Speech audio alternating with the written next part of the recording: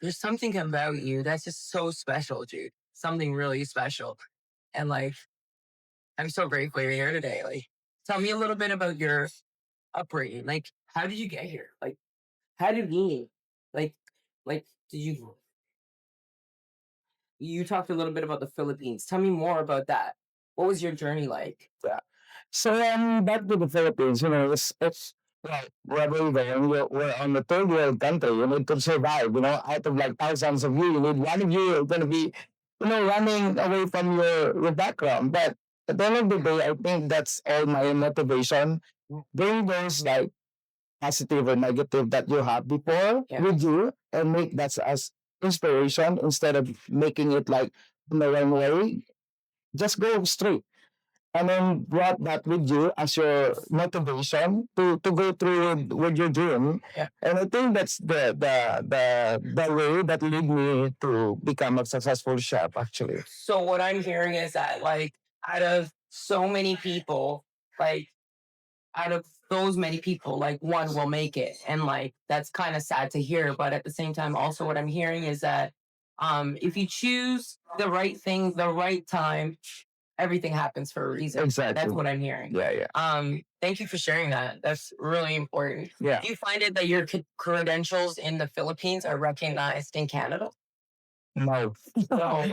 Like when I come here in Canada, I have a very successful like career in the Philippines. Yeah. I have like a TV every morning, and then I go to culinary and teach in culinary, and I have a lot of consultancy.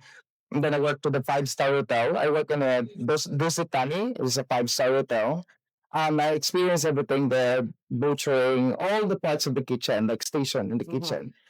But going here in Canada, that's a difficult part of being an immigrant. Immigrant. Everything is experienced that actually. Mhm. Then to go back to zero. Someone, despite I have like 8 years experience being a chef in the Philippines, going here in Canada, they I apply and they only offer me third apprentice because I don't have a paper. Yeah. Luckily, after like 3 months, someone's looking for a chef. I know I deserve to be a chef, but I had to go back to zero. I go back to zero actually, but because of my international paper from Migrate and Blue, that's why I was recognized to be a professor and be a chef.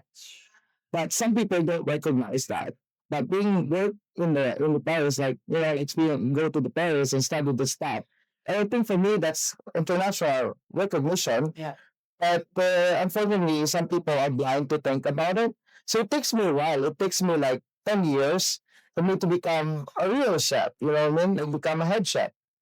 Honey knows that. Me and Honey worked together at the same position actually before way back 2018, right? Yeah. At the lower mill. So we work there. We work so hard there. We're a hardworking person.